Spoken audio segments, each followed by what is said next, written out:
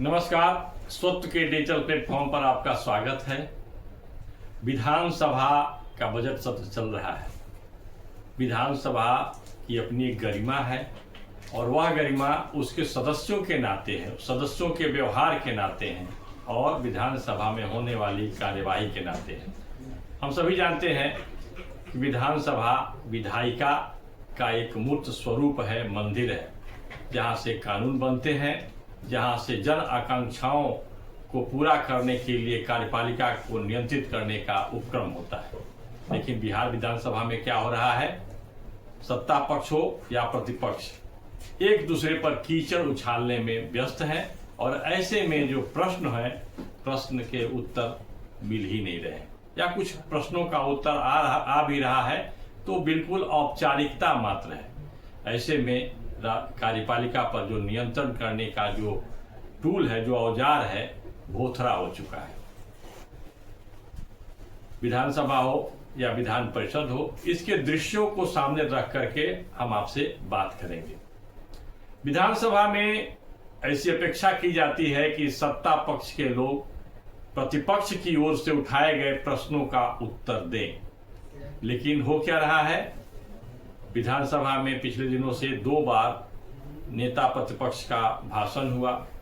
भाषण के क्रम में उन्होंने समस्याओं का जिक्र कम और अपना व्यक्तिगत मामला, व्यक्तिगत जो उन पर आक्षेप लगाए जाते हैं या दूसरे पर आक्षेप लगाए जाते हैं, इसका जवाब देना, नहीं तो दूसरे को पर आक्षेप लगाना, मतलब सत्ता पक्ष के जो उनके विरोधी हैं उन पर आरोप प्रत्यारोप लगाना। और इसके बाद जो सिलसिला शुरू हो जाता है उसमें कुछ ऐसी बातें भी होती हैं जो मर्यादा, जिससे मर्यादा खंडित होती है।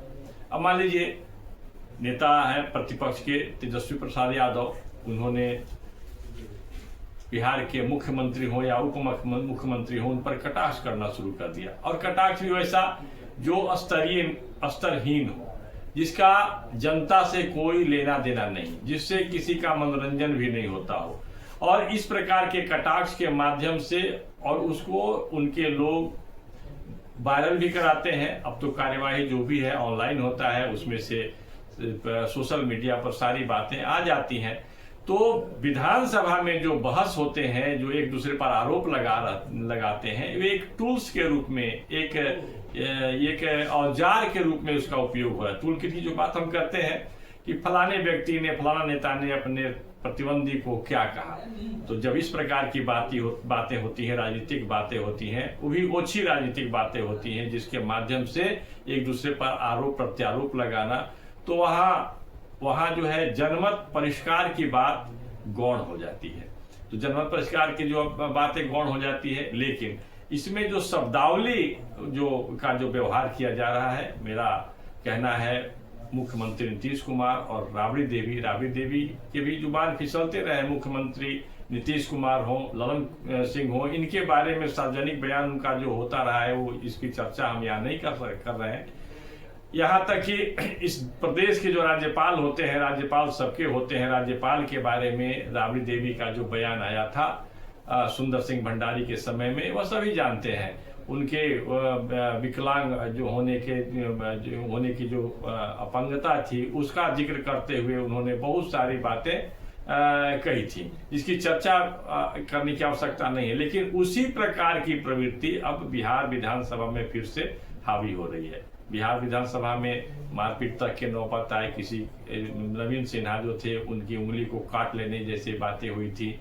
तो वो सारी बातें 90 के दशक में और 21वीं शताब्दी के दशक के अर्ध, मतलब 2005 तक की बातें विधानसभा में उस प्रकार की होती थी। लेकिन नीतीश कुमार के आने के बाद में विधानसभा का स्वरूप बदलने लगा था।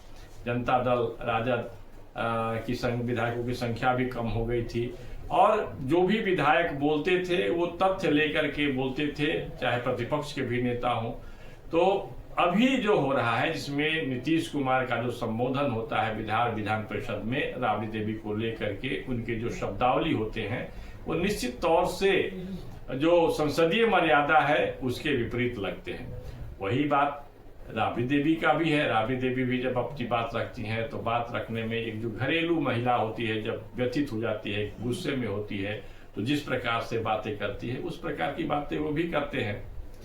तो ये जो बिहार विधानसभा में जो दिखाई पड़ता है होना चाहिए था कि प्रश्नों के माध्यम से प्रश्नों का उत्तर लाने के लिए सरकार पर दबाव डालना और उसके माध्यम से कार्यपालिका को नियंत्रित करने की जो बात होनी चाहिए वो गौण हो गया है। और इसमें बिल्कुल सतही तौर पर बल्कि घटिया किस्म की जिसको राजनीति ने करके जो चौक चौराहे पर जो टपोर खानी में जो बातें होती हैं उस प्रकार के उस स्तर की बातें हो रही हैं। यह बिहार के लिए दुर्भाग्य की बात है। इस वीडियो में बस इतना ही, फिर मिलेंगे। नमस्कार।